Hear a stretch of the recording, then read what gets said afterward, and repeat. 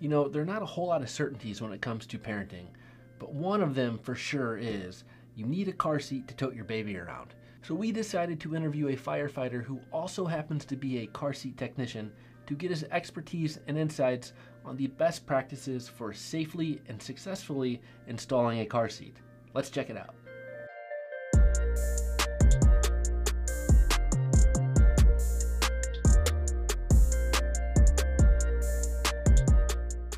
Should they just bring the entire box and say here? No. No? Okay. Which?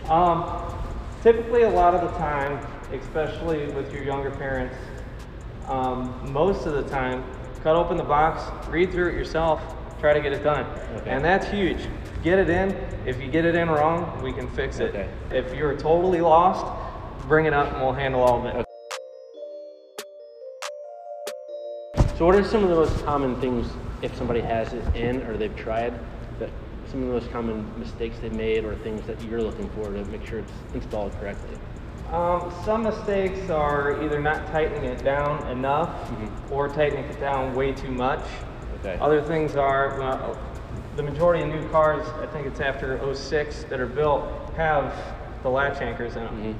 A lot of people are getting over secure, every parent does, as they're putting the belt system in and the latches in, and we don't want that.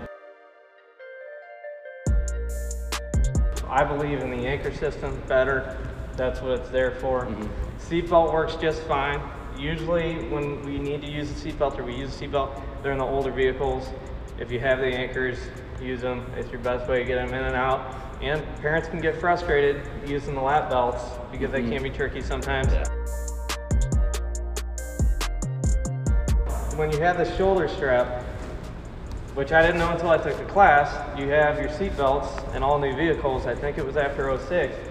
They're emergency stopping to where you pull real quick and they stop, like if you're in an accident, or they're stop all the time. You have to pull the seat belt all the way down until it stops, and then you'll hear it kind of ratcheting. Now it's set up to lock all the time. So you need to pull it all the way out to get it to start ratcheting, then lock it in, and tighten it down. And there's probably more room for error while doing something like that. Sure, because some people have gotten to where they don't set it that way and they just put the seat belt into it, and that's not how we want to put it in.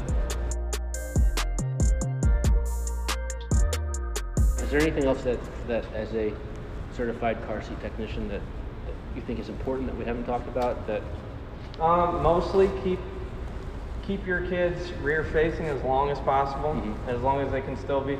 It's the safest way for them to ride. You get to a point where they have to be turned around, but make sure they're rear facing as long as you can keep them there, and watch out for projectiles. Everybody likes hooking up mirrors and window shades and everything like that to make things more comfortable. I get it, but everything, when you see car accidents that they've practiced with practice dummies, everything, those things start flying off, even that are Velcroed on, whatever, especially the ones like the suction cup to the window shade, those can fly off. Yeah, that's a great point, because we talk a lot about you know, those dangly toys in the car seat. That it's not necessary for a newborn. And now there's this added point of they can become more dangerous if you're in an accident. And some of them are great. I mean, some of them are little soft toys. The kid keeps them busy, keeps them from screaming at you while you're driving. But it's mainly, and even just your own stuff. I mean, I know in my truck, sometimes I'll throw a water bottle behind me or whatever. When you got a little kid in there, I mean, all that stuff. It's loose. It can projectile can really cause damage.